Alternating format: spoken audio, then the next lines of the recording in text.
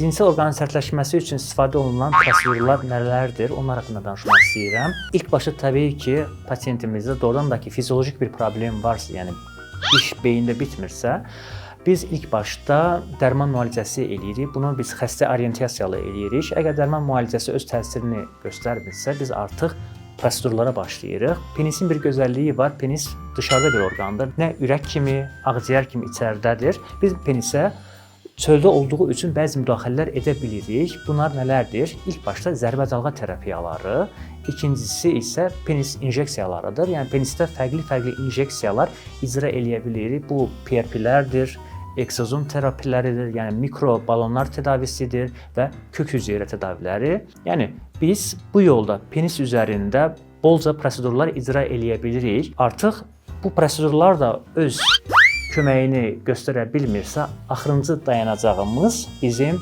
penis protezidir. Siz olun, bu etaplara gəlmədən öz cinsi sağlığınızın qulluğunda durun.